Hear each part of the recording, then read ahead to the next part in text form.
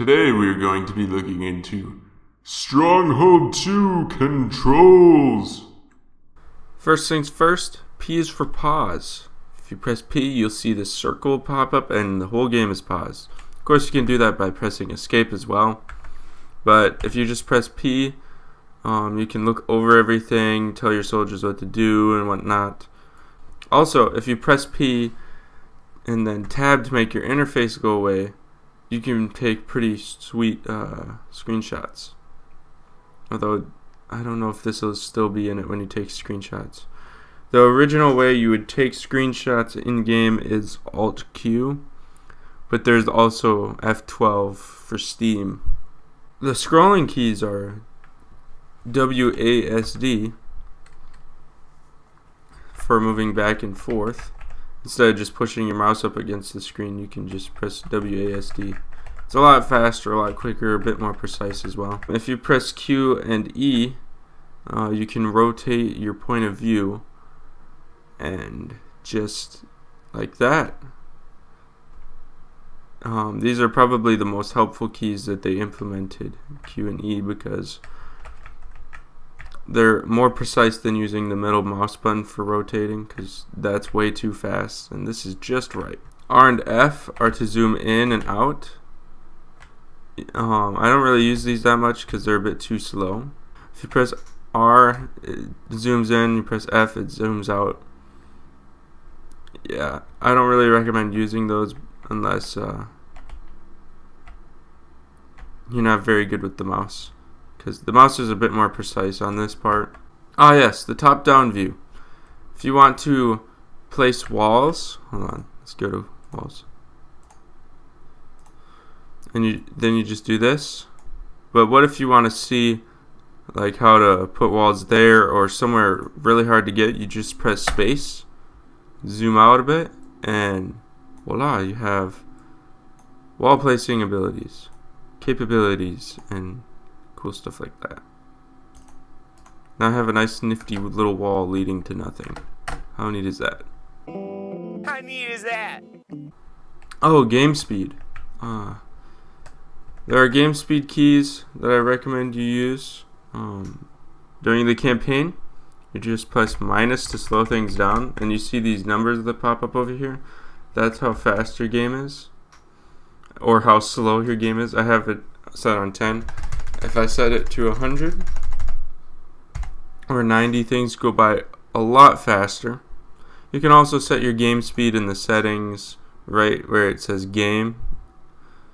There's not many settings at all, but they do have game speed settings, and then your volume and stuff. Yeah, that's pretty much it for settings. I like my game set to 40 or 45. Now we're going to talk about buildings. The keys for buildings. So, the first one we should learn about, obviously, is the keep key. So if you want to jump to the keep, you just press K. You can hop right to the keep when pressing K. If you're in the middle of a battle but you need to go back to the keep, just press K. Bam! Number 2, we're obviously going to want to hop to the Granary. So we'll be off telling soldiers what to do, and we need to find the Granary because we hear people are starving or people are stealing from the Granary, which, by the way, is happening right now. Just press G just to find it. So we'll try that again. G. The third thing we're going to talk about is the Treasury. So if we're off doing something over here, let's say we're placing some more wood posts and we hear something about the Treasury, or we need money for the Treasury to raise the taxes or something like that, you just press T and you'll find the Treasury, and you can tell your Treasury to start taxing people or to start giving money to people. The fourth thing that is really important that people often have to do is they have to sell stuff or buy stuff from the market. So you're off doing something, telling your lord to go downstairs and fight, which is probably a bad idea, but you're doing that. Just press M when you need to buy some weapons for soldiers or something like that. Just press M. And you go right to the market and you can start buying and selling right off the bat. Now, if you need to hop to the monastery, when you're off placing gong pits and having people gathering crap to throw away, but you need to hop to the monastery, you just press O.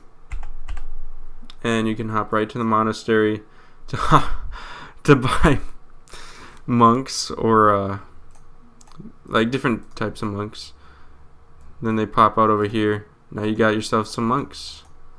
I don't know what you're going to do with a monk, but yeah, you got yourself some monks now. So that's that.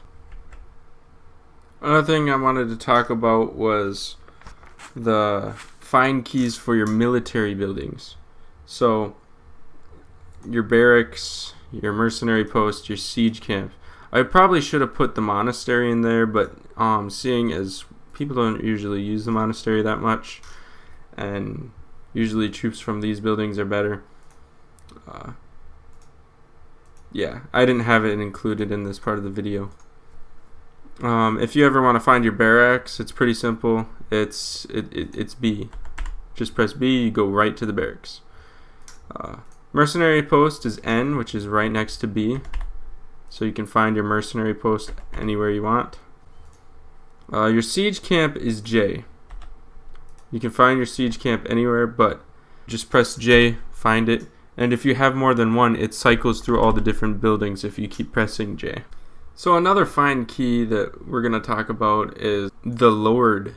When we need to find him, if we have him off doing something like chasing these rats over here, we need to find him because we're off over here and we're being besieged and we need the Lord back in his keep.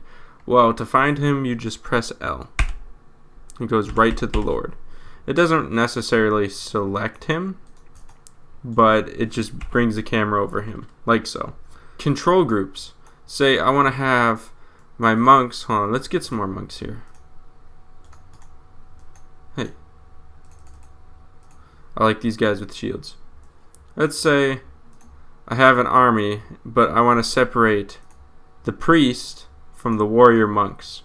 So I'm going to make a control group by hitting Control 1. And then I'm going to hit Control 2 for this guy.